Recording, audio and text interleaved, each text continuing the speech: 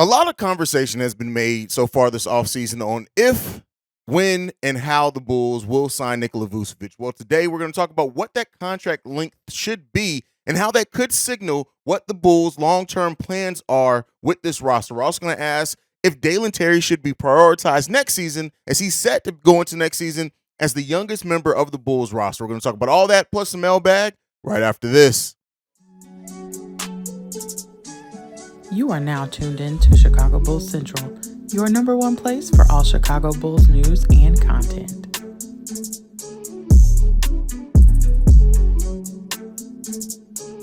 All right, Bulls fans, welcome to another episode of Chicago Bulls Central, your number one spot for everything Chicago Bulls related. I'm the host here, Haize. If you want to follow me, you can do so at CEO Haize on every social media platform that I'm on. You can also follow the show at Bulls Central Pod on every social media platform that we're on. But let's get into the conversation for today. So I want to talk about Nikola Vucevic a little bit, right? There's a lot of talk being made about the direction of the Chicago Bulls. Some of it around Zach, some of it around DeMar, some of it if the Bulls should let Nikola Vucevic walk, right? And we've kind of hit on all those topics and spots.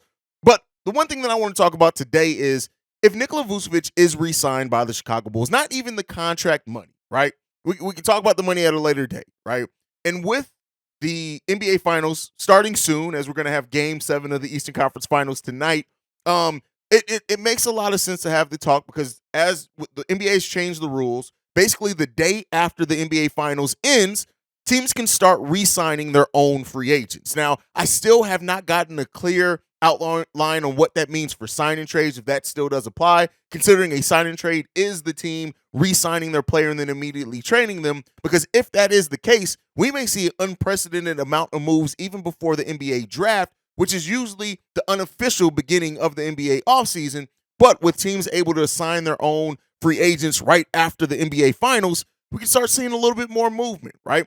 So if the Bulls do re-sign Nikola Vucevic, the bigger question that we're going to ask here today, rather than the number on the contract, is the length of the contract. So if the Bulls are able to re-sign Nikola Vucevic to a shorter-term deal, right, considering that you got to look at that in 2025 offseason is the next time that they're really set to have a nice amount of money off their books, right? And not to say that they would sign Nikola Vucevic to only a 2-year deal. I mean, hey, weirder things have happened. I think more than likely the shortest term deal that we're looking at Vuce signing is probably a 2+1, and that +1 either being a player or a team option. With Vuce's age, how long he's been around the NBA, and his output, the fact that he's still one of the top 10 players at his position, it's more than likely going to be a player option, meaning that Vuce would then have the control to decide if that deal is going to end early or not. Now, why that also still does help the Chicago Bulls.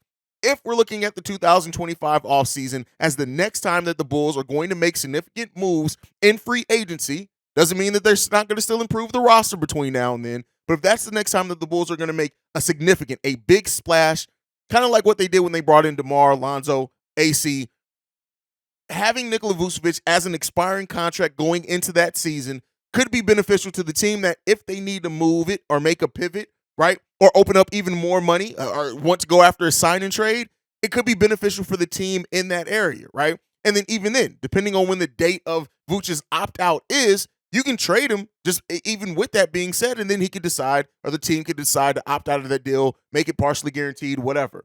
So I think that looking at the length of Vuce's next contract as well is going to tell us really kind of where this team is headed mentally, right? What is the long-term plans and goals for this team that has so much that they need to add to really get back to being a contender, right? Again, competing, contending are different things. The Bulls can be a competitive team any season, right? Depending on how little tweaks, but to get back to contending, right?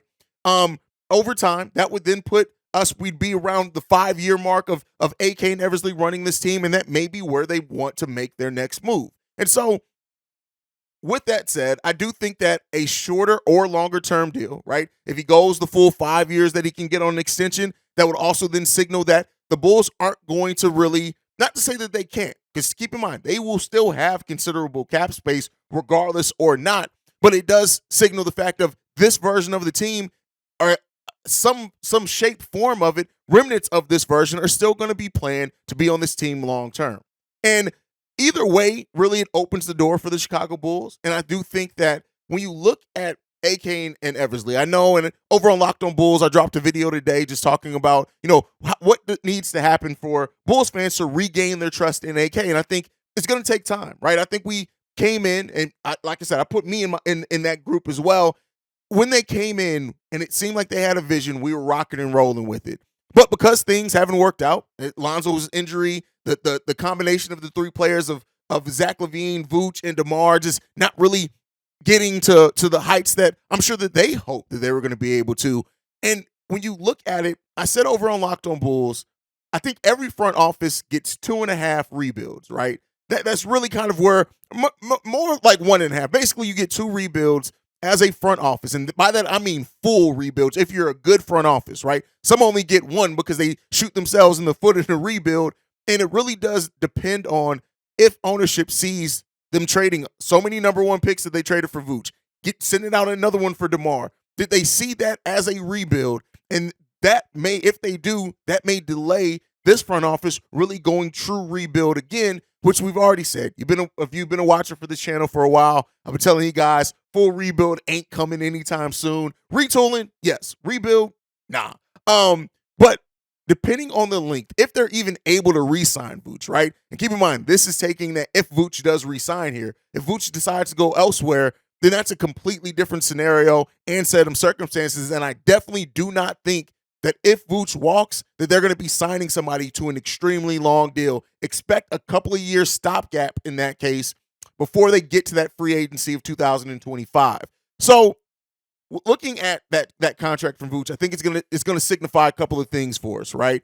And it could be some things that happen even before then. If you talk about the Bulls trying to trade into the number 3 pick and things like that, that could happen even before we get to that point. But just stay on lookout for what Vooch ends up re-signing for. I think that's not the number, but the contract length. And, of course, once he does officially re-sign, if he does, we'll break that down and even go into more detail there. But I really do think the length of that contract is going to tell us a lot if you're able to read the tea leaves. And I'm here to help read those tea leaves, so we'll go over that as it comes. But the next topic that I want to talk about is Dalen Terry, right? And I think kind of all the minutia of talking about Vooch, talking about Kobe, talking about Io, talking about trading for a number 3 pick, kind of a little bit overlooked is Dalen Terry and what his role is going to be next year for the Bulls. Because if the Bulls do not trade into the draft, Dalen Terry will be the youngest, unless a trade happens. He's coming into the season more than likely the youngest member of the Chicago Bulls roster, right? And offers, at this point, probably the most unknown skill set and impact that we have of anybody on the roster. If we do not make a draft pick, Dalen Terry is kind of our de facto draft pick in that case, just by the nature of we did not use him in any meaningful way really last season outside of a couple of games, right? There are a couple of games where he got in the first half and we were like, wow, look at them playing Dalen Terry early. But I do think, and before I get into this Dalen Terry of it, I know there are going to be some Bulls fans. What about Justin Lewis?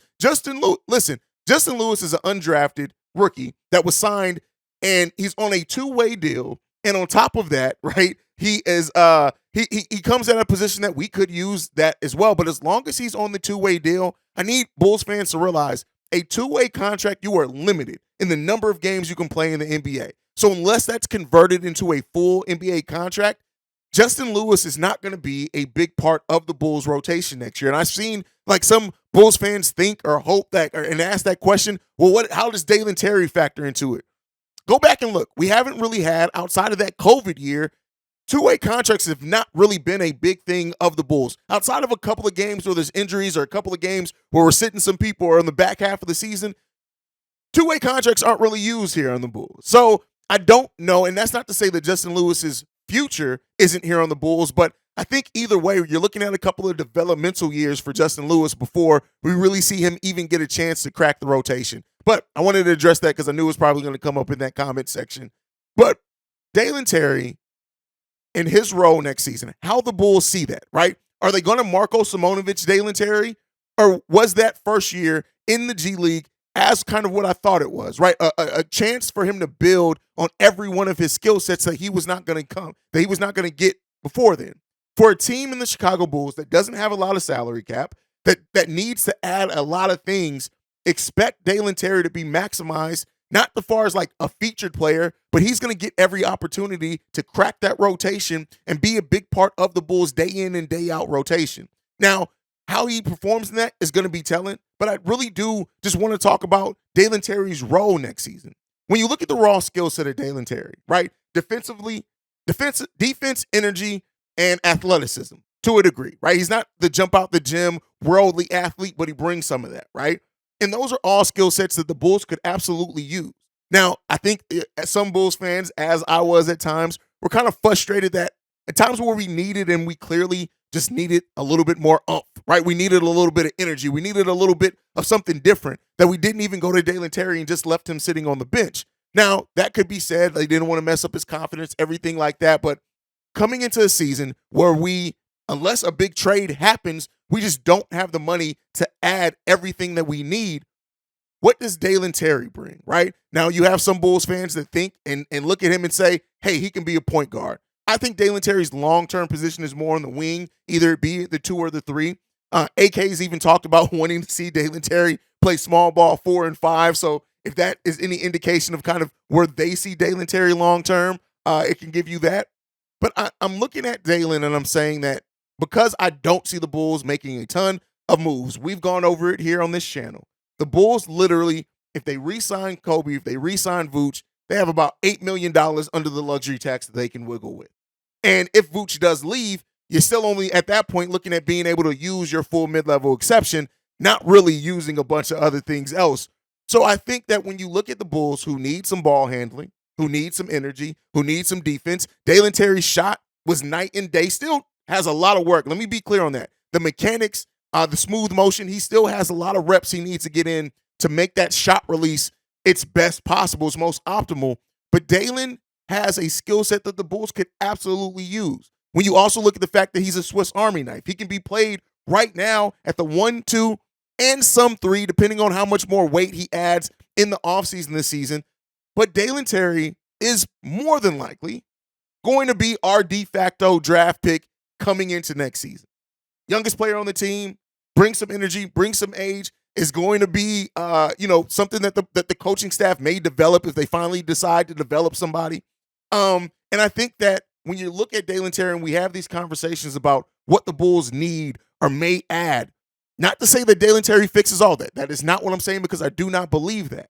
But I do think that it may be time that Dalen Terry is really prioritizing. If he is and excels in that role, the reason why rookie scale contracts are so valuable to teams is because they are team friendly. And you don't want to do what you did with Io. You don't want to only have a good sample size and a bad sample size, and you kind of have to decide between the two when it's time to give a player a big extension. Dalen Terry is going to be under contract a lot longer than Io, but you want as much data possible. That way, by time it is time to give him extension, which I think would then come in that 2025 season, the same offseason that the Bulls are slated to have the next big salary cap, right? Or salary space, cap space. That's the word I'm looking for. That's slated to have some big cap space again. You want to have as much data on Dalen Terry to make that decision possible. And I think, hopefully, that we see Dalen Terry prioritize a little bit more in the rotation next season. Let me know what you guys think down below on both those topics. The contract length of Nikola Vucevic. Do you think the Bulls, if they do resign him, are going to go more long-term or short-term when it comes to Nikola Vucevic? Do you even think that he'll accept that? And then with Dalen Terry being the youngest player on our roster, what do you think his role is? Do you think he's going to have a more clear role into next season? And do you think that will be beneficial for the Bulls and for Dalen? But all right, let's get into the mailbag. It's summer. It's off-season. I try to go into the mailbag at least once every episode if we have enough there, just because of the nature of it. We got a voicemail and a text. This first voicemail, this one's from Mike Jones. Yo, what's going on, Haize? It's Mike Jones. Once again, man, appreciate all the content this summer. You're doing a fantastic job, bro. Keep up the good work. Keep leading the way. Couple thoughts. I was listening to your show today, and I mean, and honestly, all off season pretty much since the Bulls got out of the play-in tournament, and everybody keeps talking about Zach LaVine number one. Zach LaVine being a number one. He is a number one. He isn't a number one. Can he be? Could he be?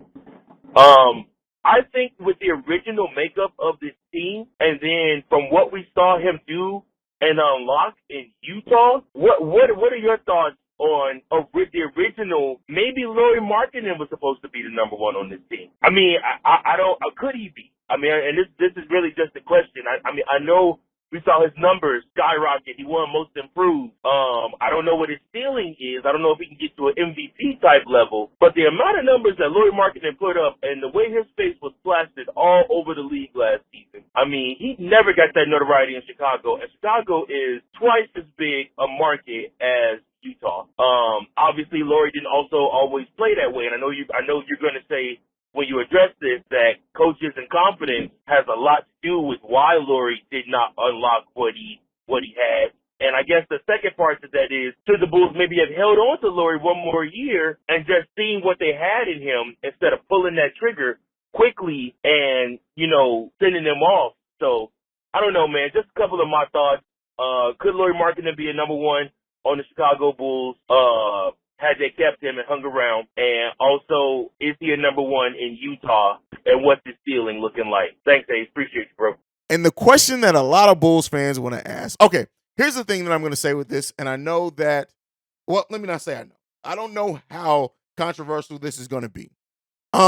First off, you said that the Bulls have held on to him. I'm going to start there. I'll get into, was he destined to be the number one? I'll get into that at some point, right? But should the Bulls have held on to them? I think we sometimes, as Bulls fans and as sports fans in general, kind of repaint history. Lauri Markkanen was not going to re-sign with the Chicago Bulls. Everything that he had been through with the team at that point in time, been through with Jim Boylen, his confidence completely getting killed. It wasn't, like somebody like Nickel, who's always in the comment section, leaves this all the time, but like, let's be clear. It wasn't the fact that the Bulls just saw Lauri and said, oh, yeah, we're going to send Lauri out. Lauri was done with the Bulls. There was not a realistic world in which Lauri Markkanen was going to re-sign with Chicago. He was done. He was over it. His time here had made him lose his love for the game. He was not re-signing here. So, no, the Bulls were not. Even if they wanted to, they could not hold on to it. Now, as far as Lauri Markkanen being the number one de facto option, let me say this. Lauri had tremendous growth last season, and he deserved to win the Most Improved Player of the Year. And a lot of that growth, though, came via a team that had no aspirations to win. The Utah Jazz won 37 games last season. 37. As disappointing as the Bulls season was, still won more games than them. And I think did we beat them every matchup that we played them? But here's the thing. That's why the role that you come into is as important as the output. Lauri came into a situation for a team that was going into a rebuild that really was giving everybody equal opportunity, and he excelled at it, right? And there are even still questions on if they're going to keep him long-term or use him, how good he's playing as trade bait. And I think because of that, we have to also paint that into what we're saying. Yes, Lauri had a great season for a team that missed the play-in tournament, right? And not to say that we didn't see the glimpses of Lauri here. When you ask, was Lauri meant to be the number one in that trade? Here's what I'll say. Absolutely he was meant to. And that's why the way that his career went was so disappointing. Keep in mind, the Bulls almost traded Jimmy Butler for Chris Dunn straight up, right? At getting Lauri, getting Zach were additives. Zach, in a lot of ways, was looked at as just the piece to make the contracts work, right? So Lauri was, when they brought in Lauri, they did see him as a piece that they could build around. Not necessarily saying that they saw him as a player that was going to be the number one if they were able to build a championship team, but they absolutely saw him as a part of a centerpiece of a rebuild for the Bulls. Unfortunately, that front office could not build a team to save their damn life, right? And they didn't have a mind on roster construction. They just drafted players and just hoped one of them was going to hit. But Lauri Markkanen and his growth here should be an indication of why this front office is not going to give up on their players early. Now, when it's all said and done, do I think that Lauri was a much better number one than Zach LaVine? No. Just honestly, I do think that had we been able to hold on to him and had we not completely killed his confidence and we still had Zach and Lauri as centerpieces, you're looking at a much more versatile team offensively, at least. You still got some issues defensively there. But Lauri and Vooch were never going to work as a front court unless you wanted to have Swiss cheese in your front court.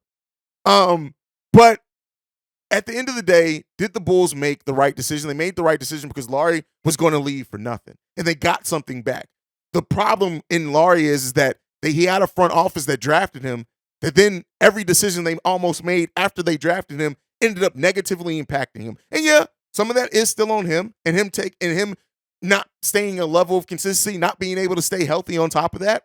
But I'm not somebody who reframes it and thinks, oh, that the Bulls made this. No, Larry was gone. And that mistake was made before AK and Eversley took over this roster, because Garpax put a coach in front of this team and would have held on to that coach, right? Keep in mind, when AK and Eversley came into this team, the ownership group wanted them to keep Jim Boylan on as the head coach. Those are the type of decisions that ended up sending Lauri Markkanen out of a Bulls uniform. All right, let's get into the last one that we have today. This one's actually a text message. He didn't leave his name, but this is a text message from the 708, and he says this. What's up, Bulls Central? Love to hear your opinion on this. Let's say the Bulls let Vooch walk, trade DeMar, and we got a lot of money freed up by 2024 offseason. Do you see the Bulls making a run at signing Jaylen Brown or AD in free agency? Here's what I'm going to say, and this is why bottoming out and usually thinking you're going to sign a marquee free agent just doesn't work. Unless you're one of the big free agent destinations in the Lakers, you can't even really say the Knicks anymore, right? Like it typically doesn't happen for you. And if the Bulls were to trade DeMar, trade Vooch, and if they didn't get pieces back that still made them competitive, Jaylen Brown ain't going to want to come here. AD ain't going to want to come here. So the Bulls tying your destiny to free agency is always a bit of a struggle, right? That is why you saw, for example, when the Bulls team, 2006, 2007, when we signed Carlos Boozer, brought in Kyle Korver, brought in Ronnie Brewer, when we made that move, we prepared for that free agency for about 2 or 3 years before. But we still had Noah. We still had Rose. We still had Luol Deng, right? We still had pieces of this roster that were attractive for somebody to come in and play with. We were still a team that was going on playoff runs, right? As far as being a really good team, a solid team throughout the season, and then a team that just couldn't get over the hump in the playoffs. Just trading away players just for cap space, unless you're one of those marquee free agent destinations or have a transcendent superstar on your roster, typically doesn't work. And while I like Zach LaVine is not a superstar. He's just not one. And so unless he makes that leap between now and then, it's going to be extremely hard for you to get one of those players in free agency. I think it's more likely that you can try to trade one of those players and then have their bird rights and then try to convince them to stay.